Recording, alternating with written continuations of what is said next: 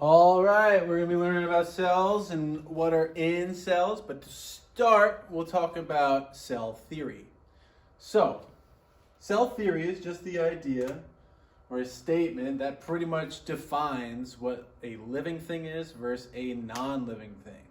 So, because of cell theory, viruses are not considered living because they don't follow the functions of something that would be living. The only time or the only aspect of them being living is once they actually attach to a cell, and then the cell kind of does what the virus's genes tells it to do. So it kind of like overthrows. It's like pirates, viruses like pirates where they overthrow a cell and redirect what its function is. So, what is a cell? A cell is a living thing, so it's all living things that exist are made up of a cell or multiple cells.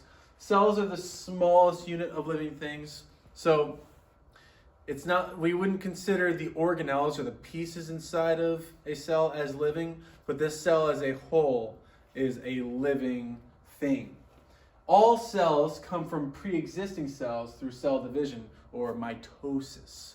So when a cell splits, it's called mitosis. When a sex cell splits, that's called meiosis.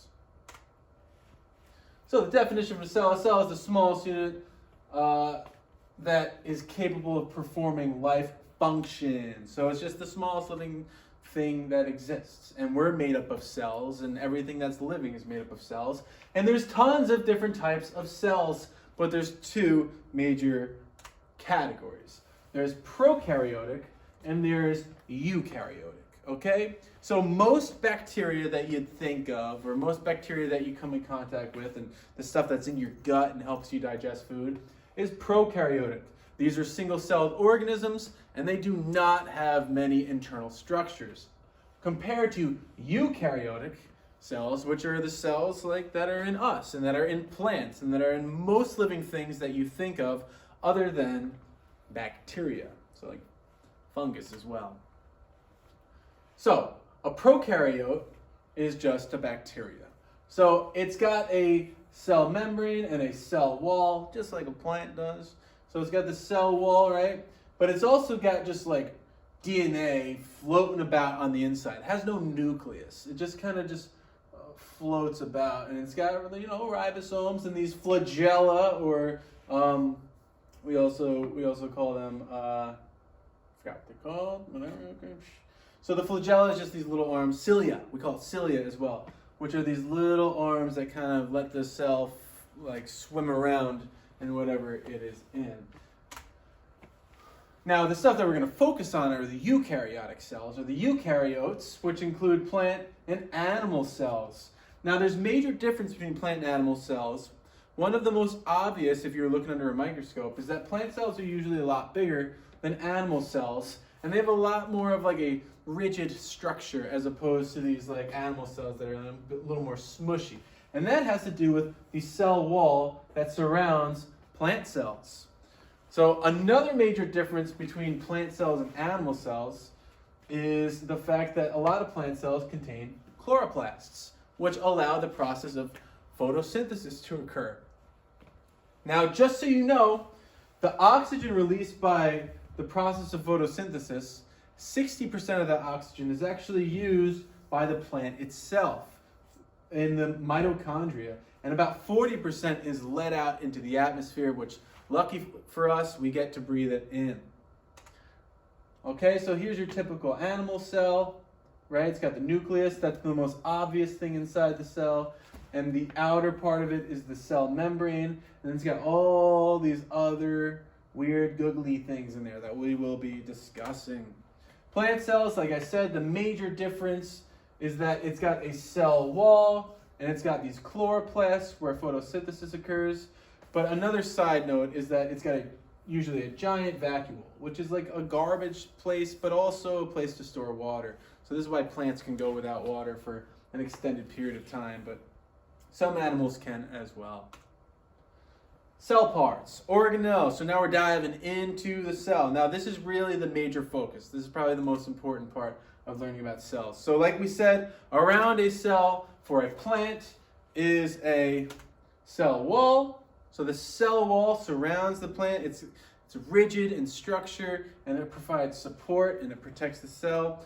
And plants and animal cells have cell membranes, which is just this soft membrane that's held together by cytoskeleton, which is why cells don't just like smush and like flatten out like jelly.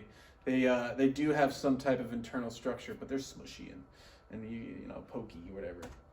So inside the cell, the most important thing to know is about the nucleus. The nucleus, when you're looking under a microscope at a cell, is the most obvious organelle or structure inside of a cell, and it contains and holds the DNA. It also creates ribosomes. So ribosomes form inside of the nucleus. Okay? The nuclear membrane is just a membrane that allows stuff to pass in and out of it through diffusion, and that's the same as the cell membrane. The cell membrane also allows diffusion of particular things like water, alcohol, and glucose. Chromosomes are inside of the nucleus, and these are the bundles of genes which hold the DNA and tells the cell what to do. So the chromosomes and the DNA inside of the nucleus controls the cell. So you can think of the nucleus as like the brain of the cell. So next is the cytoplasm. So if a cell was a swimming pool, the water inside that swimming pool would be the cytoplasm. The cytoplasm is gel-like fluid mixture, and it's surrounded by the cell membrane, and it contains a lot of the hereditary material, or the genes that are inherited by the following cells, the next cells. Ribosomes, I like to think of ribosomes as like ribs, right? When I go to the barbecue place and order ribs, I know I'm getting a lot of protein. So ribosomes are these little balls that hang out on the endoplasmic reticulum, or the ER. You don't have to know what that means. But the ribosomes produce and make proteins for the cell, which are important for maintaining a solid structure and having all those parts. So it pretty much allows the allows the cell to replace parts that are broken, or replace parts that are dying or old. Mitochondria is the powerhouse of the cell. It looks like a kidney bean, except it's got these little squigglies on the inside. And this is what does the exact opposite of photosynthesis. So photosynthesis takes carbon dioxide and it takes water using sunlight, and it turns those things into oxygen and glucose, or sugar. The mitochondria then takes in that oxygen, which we breathe in, and takes in that glucose, which we eat from plants, and it uses that to create energy. So the reason why we're warm, that our bodies are warm, are thanks to the mitochondria, partially, because they produce the energy and the heat inside of a cell. Chloroplasts are only located inside of plant cells. So this is like the cell wall, and chloroplasts are only plant cells, and this is where the opposite of cellular respiration occurs. So remember, cellular respiration is what I just explained here, where the mitochondria takes oxygen and glucose and produces ATP, or energy. Chloroplasts take the carbon dioxide that we breathe out, and they take the water from the ground, from the roots, and use that during the process of photosynthesis. So it's got these like green pucks, right? So these stacked pucks, and what happens is sunlight pierces through some of these and it gets caught in there, and it uses that energy as kind of like a catalyst, or it gets the photosynthesis process started. And that's what happens in chloroplasts. Photosynthesis, that's the most important thing. All right? So that's the general stuff about cells. I'm going to have you guys make flashcards after this, and I'm going to make another video for that.